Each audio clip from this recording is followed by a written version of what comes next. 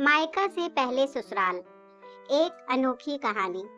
मीनाक्षी जी जब रोटी बना रही थी कि तभी किसी ने दरवाजे की बेल बजाई। बेचारी मीनाक्षी जी रसोई घर में अपने हाथों में लगे आटे से भरे हाथों को धोने तक लगातार दरवाजे की बेल बज रही थी। वह लगातार बोल रही थी, थोड़ा रुको, मैं आ रही हूँ। अब इस उम्र में वह भाग कर जा भी नहीं सकती थी। दरवाजा खोलने के लिए जैसे ही उन्होंने अपना हाथ दरवाजे पर लगाया और सामने देखा तो उनकी बेटी मीना दरवाजे के बाहर खड़ी थी। तब उन्हें आश्चर्य हुआ कि कुछ बताया भी नहीं और मैंने भी नहीं बुलाया, तो मीना अचानक कैसे आ गई। अपनी बेटी को देखकर मीनाक्षी जी बोली, आने से पहले बताना तो चाहिए था। अकेले ही आई हो क्या? जमाई जी और बच्चे कहाँ हैं? मीनाक्षी जी ने एक साथ कई सारे सवाल किए। तभी मीना बोली, माँ, क्या कोई अपनी प्यारी इकलौती बेटी का ऐसे स्वागत करता है? मुझे लगा कि तुम मुझे अचानक देखकर बहुत खुश होगी और सबसे पहले मुझे गले लगा लोगी, पर यहाँ तो उल्टा ही हो रहा है। शायद तुम दुनिया की पहली माँ होगी जो बेटी को ससुराल से अपने घर आते देख खुश होने के बजाय चिंता में पड़ गई। क्या मैं अकेली इस घर में नहीं आ सकती?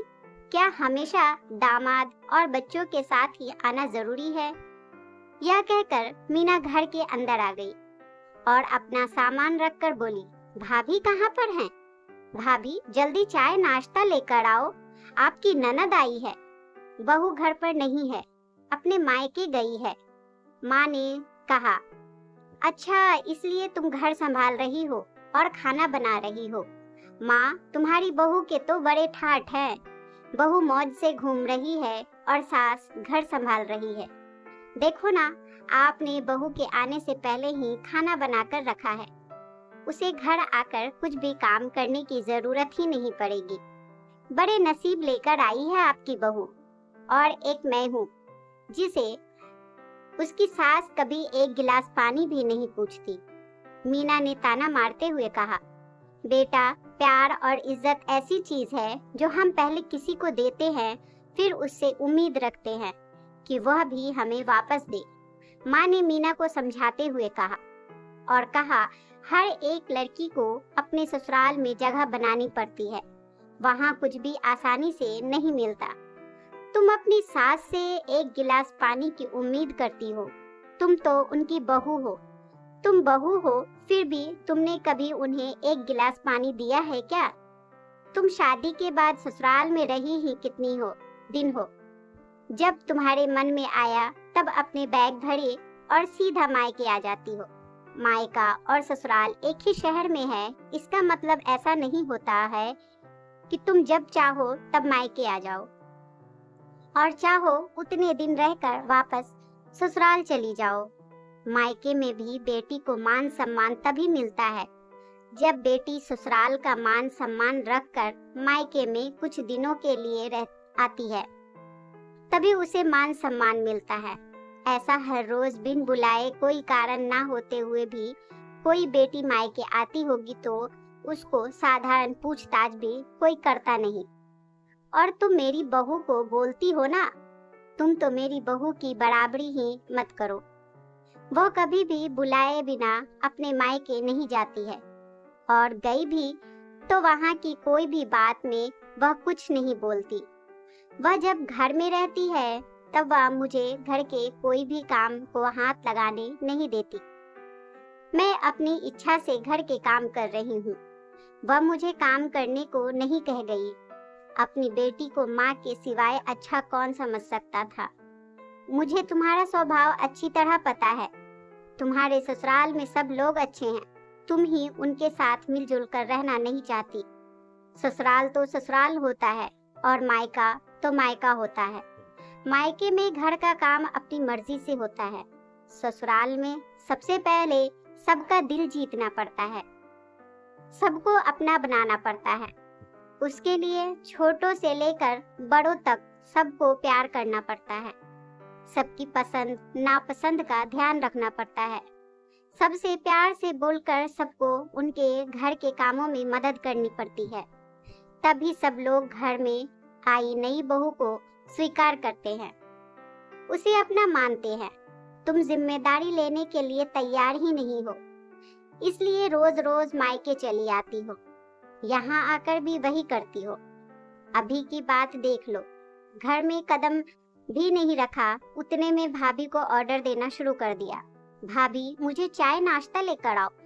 वो व्यक्ति घर में है या नहीं, वो कैसी है, उसकी तबीयत कैसी है, वह पूछना भी जरूरी नहीं समझा। घर में आए मेहमान की मेहमान नवाजी होती है, पर उनका बर्ताव बोलना सामने के व्यक्ति को पसंद आया तो मेहमान नवाजी न मांगते पूरी होती है। पर तुम्हारा ऐसा बर्ताव मुझे ही पसंद नहीं आता तो तुम्हारे ससुराल के लोगों को कैसे पसंद आएगा? तुम बोलती हो ना कि मेरी बहू का बहुत ठाठ है, तो वो बात सही है। उसने यहाँ हमारा दिल जीत लिया है और हर एक के दिल में खुद की जगह बनाई है।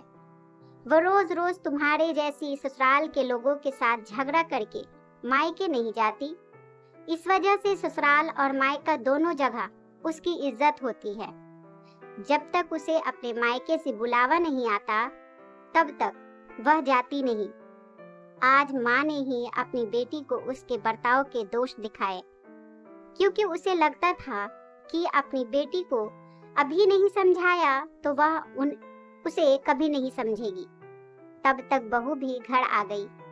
उसने मीना को देखते ही वह बोली, अरे दीदी, आप कब आई? मुझे फोन किया होता तो मैं जल्दी घर आ गई होती ना। इस पर मीना बोली, नहीं नहीं भाभी, मैं वापस जा रही हूँ। अभी ही मेरी सास का फोन आया था, उनके सीने में दर्द हो रहा है, मुझे वापस जाना होगा, आऊंगी वापस कभी यहाँ। इतना बोलकर मीना अपना सामान लेकर चली गई। तभी उसकी भाभी ने उसे रोकने का प्रयास किया, पर उसकी सास ने ही अपनी बेटी को रोकने के लिए मना किया और अपनी बहू को बोली, बहू जाने दो उसे, पहले अपना घर संभालने दो, उसके बाद उसे मायके में आने दो। तुम भी किसी के नहीं बुलाने पर अपने मायके जाती हो क्या?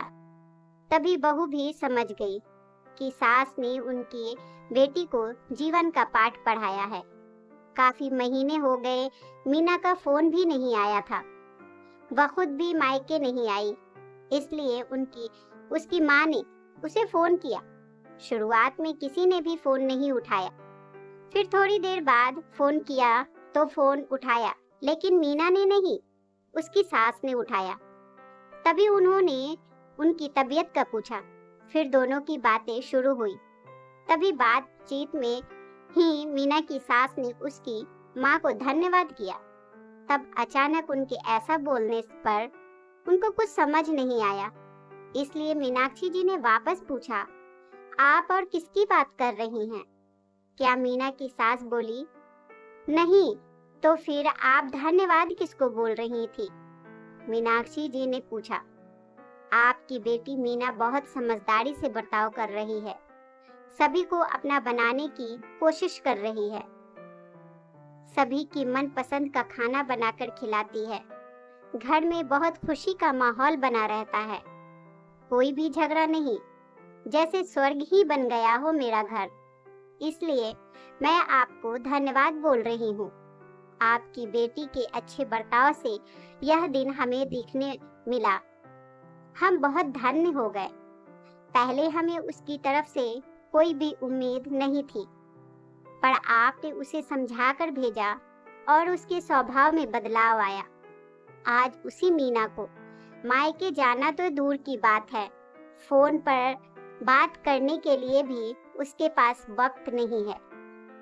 वह अपनी गृहस्थी में बहुत ज्यादा व्यस्त हो गई है। दोस्तों, सभी माँओं ने अगर अपनी बेटियों को ऐसा समझाया और उनको समझ आ गया तो किसी भी घर में झगड़ा कभी भी नहीं होगा और कोई भी घर टूटेगा नहीं। दोस्तों, आपको ये कहानी कैसी लगी हमें कमेंट में जरूर बताएं। प्लीज चैनल को लाइक, शेयर और सब्सक्राइब जरूर कर दें। एक नई कहानी के साथ मैं आपसे फिर मिलूंगी। इस कहानी को सुनने के लिए आपका बहुत बहुत धन्यवाद।